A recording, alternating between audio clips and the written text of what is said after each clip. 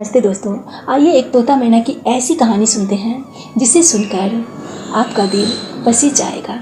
एक ऐसे राजकुमार और राजकुमारी की कहानी है जो प्रेम में एक दूसरे के विरह में प्राण त्याग देते हैं। तो आइए कहानी शुरू करते हैं। रामगढ़ राज में एक बहुत ही प्रतापी राजा रहते थे। उनके एक राजकुमार था जिनका नाम रघुवंशी था। रघुवंशी बहुत ही सुंदर एवं साहसी था। वह देखने में बहुत ही हट्टा-कट्टा एक नौजवान था। एक दिन उस राज में एक पुरोहित आया और राजा से कुछ विनती करके कहने लगा कि हे राजा साहब, आपके राजकुमार के लिए इस लड़की का रिश्ता बहुत ही सुंदर होगा। तब राजा ने पुरोहित से कहा कि हे पुरोहित, मेरे राजकुमार का शादी हो चुका है, आप इस राजकुमारी के लिए कोई और वर ढूंढिए। जब पुरोहित जाने लगा तो राजकुमार ने पुरोहित से पूछा, क्या बात है, आप राजमहल में किस कारण से आए थे? तब पुरोहित ने रघुवंशी से कहा कि मैं आपके लिए बहुत ही सुंदर सुयोग राजकुमारी के रिश्ता लेकर आया था, परंतु आपके पिताजी मना कर दिए। और रघुवंशी ने पुरोहित से कहा कि जरा उस राजकुमारी की तस्वीर तो दिखाइए। तब पुरोहित ने रघुवंशी को उस राजकुमारी की तस्वीर दिखाई, जिसे देखकर रघुवंशी मंत्रमुग्ध हो गए। तस्वीर देखते ही उसका दिल उस राजकुमारी पे आ गया। मन ही मन वो सोचने लगा कि काश मेरा विवाह इस राजकुमारी के साथ होता। लेकिन वो तस्वीर देखकर पुरोहित से कहा कि पिताजी मना कर दिए हैं, कोई बात नहीं, हमारी शादी हो गई है, आप जाइए। लेकिन जब रघुवंशी ने रात को सोया तो उसे नींद ही नहीं आ रही थी। बार बार उसके ख्याल में वही राजकुमारी की तस्वीर आ रही थी। और उस तस्वीर के ख्याल में इतना बेचैन हो गया कि सुबह होते ही उसने अपने माता पिता से कहा कि मैं ये राजपाट छोड़कर जंगल जा रहा हूँ, मुझे इस राजपाट से कोई लेना देना नहीं है। राजकुमार के माता पिता ने उन्हें बहुत समझाने की कोशिश की, परंतु वो नहीं माने और वो जंगल के लिए निकल गए। जाते जाते वो राजकुमार उसी शहर में पहुँचे जिस शहर में उस राजकुमारी का घर था। नगर के वासियों से उसे पता चला कि इस नगर की राजकुमारी का नाम नैना है। नैना वही राजकुमारी थी जिसकी तस्वीर देखकर रघुवंशी के मन बार बार बेचैन हो रहा था। वो जाकर राजकुमारी के महल के पास खड़ा हो गया और उसके महल की ओर देखने लगा। शाम को राजकुमारी अपने झरोखे से जब बाहर देख रही थी तो उसकी नज़र भी रघुवंशी पे पड़ा और वो भी रघुवंशी को देखते ही रह गई, क्योंकि रघुवंशी भी बहुत ही सुंदर एवं स्मार्ट था। दोनों की आंखें चार हुई और निगाहें ही निगाहों में दोनों की बातें हुई। राजकुमार ने कहा कि मैं आपको बहुत पसंद करता हूँ। तब राजकुमारी ने कहा कि मैं भी पसंद करती हूँ। तब राजकुमार ने कहा कि मैं आपसे मिलना चाहता हूँ। तब राजकुमारी ने कहा कि नहीं, आप हमसे मिल नहीं सकते हैं, क्योंकि यहाँ पे बहुत ही सख्त पहरा है। अगर मेरे पिताजी को पता चल गया तो आपको आजीवन कारावास की सज़ा हो जाएगी। तब राजकुमार ने कहा कोई बात नहीं, मैं कारावास से नहीं डरता, आपसे मिले बिना नहीं रह सकता। ऐसा कहकर राजकुमार एक रस्सी के सहारे उस महल में प्रवेश कर गया और राजकुमार राजकुमारी के बीच आपस में बातें होने लगी। ऐसा करते करते 2-4 दिन बीत गए। एक दिन जब वो राजकुमार रस्सी के सहारे उस महल में प्रवेश कर रहा था तो कुछ सिपाहियों की नज़र उस पर पड़ गई और सिपाही ने उसे पकड़ लिया। सिपाही उसे राजा के पास ले गया और राजा से कहा कि ये चोर है और राजकुमारी के महल में घुसने की कोशिश कर रहा था।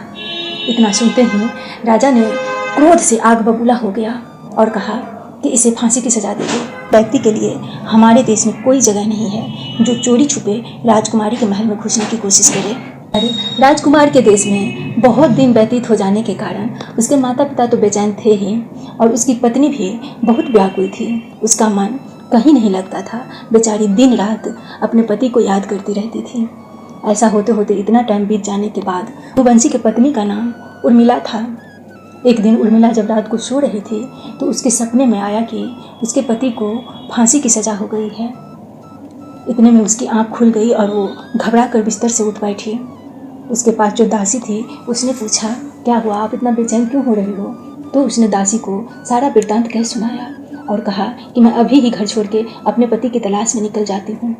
दासी ने बहुत समझाने की कोशिश की, परंतु उर्मिला एक भी नहीं मानी और वो रात को ही अपने पति की तलाश में निकल गई। वो भी भटकते भटकते उसी शहर में पहुंची जिस शहर में उसका पति कैद था, उस शहर के वासियों से पता चला कि एक बहुत ही सुंदर राजकुमार जैसा दिखने वाला व्यक्ति महल में चोरी छुपे प्रवेश कर रहा था, जिसे अब फांसी होने की सज़ा सुनाई गई है। रानी को पता चल गया कि ये मेरा ही पति है, क्योंकि उसे समझ में आ गया था कि उसके पति उसी राजकुमारी की तलाश में अपना देश छोड़कर आ गए हैं। उर्मिला गायन और नृत्य विद्या में बहुत ही पारंगत थी। उसने उस शहर में गाना शुरू किया। उसके गाने सुनकर सभी देशवासी बहुत ही प्रसन्न हुए और खुश हुए, उनकी प्रशंसा करने लगे। की प्रशंसा उस देश के राजा के कान तक भी पहुंचा। राजा ने अपने सिपाहियों से कहा कि जरा मैं भी तो देखूं, वो कौन है जो इतना मधुर गाती है, जिसकी बातें हर किसी के जुबान पे आजकल है। उसे अपने महल बुलाओ और उसके गाने का प्रबंध करो। तब सिपाही उर्मिला के पास गए और उससे राजा के आदेश बतलाए। तब उर्मिला ने कहा कि मैं गायकी करती हूँ, मैं किसी की गुलामी नहीं करती कि आपके राजा ने आदेश दिया और मैं चलती बनूँ। तब सिपाही ने कहा कि आप गुलामी नहीं कर रहे हैं, लेकिन आप अपने गायन से सभी का दिल प्रसन्न कर रहे हैं, तो चल के राजा जी का भी दिल प्रसन्न कर दीजिए। उर्मिला ने भी सोचा कि यही मौका है, उस महल में जाके देखो तो सही कि मेरे पति किस स्थिति में है। उसने सिपाही से हाँ कर दिया और कहा कि मेरी एक शर्त है। शाम को उर्मिला उस महल में पहुंची। सभी गायन का व्यवस्था हो रखा था। उर्मिला मंच पे बैठी और राजा से बोली कि मेरी एक शर्त है, तक आप मेरी शर्त नहीं मानेंगे, मैं गायन नहीं शुरू करूंगी। तब राजा ने कहा कि जो भी शर्त है आपकी, आप बताइए, आपकी सारी शर्त पूरी की जाएगी। उर्मिला ने कहा कि आप हमें वचन दीजिए कि मैं आपसे जो चीज़ मांगूँ आप मुझे मना नहीं करेंगे। राजा ने कहा कि ऐसा भी तुम क्या मांगने वाली हो जिसके लिए वचन मांग रही हो। तब उर्मिला ने कहा कि कुछ खास नहीं जो आप दे ना सके, लेकिन मुझे आपसे वचन चाहिए। कहा ठीक है, मैं तुम्हें वचन देता हूँ। तब उर्मिला ने अपना गायन शुरू किया। उसके गायन सच में इतना मधुर था कि राजा भी मंत्रमुग्ध हो गए और कहने लगे कि तुम मांगो, तुम्हारा सारा वचन हम पूरा करेंगे। तब उर्मिला ने कहा कि आपके कैद में जो व्यक्ति बंद है, जिसे आप फांसी की सज़ा देने वाले हैं, वो मेरे पति हैं। वो कोई जुल्म नहीं किए हैं, वो आपके राजकुमारी से प्रेम करते हैं। उनके प्रेम के विरह के कारण वो अपना देश छोड़कर आपके राजकुमारी के प्यार में यहाँ तक आ गए हैं और आप उन्हें फांसी की सज़ा दे रहे हैं। मेरी एक विनती है कि आप मेरे पति को आज़ाद कर दीजिए और अपनी राजकुमारी से उनकी शादी कर दीजिए।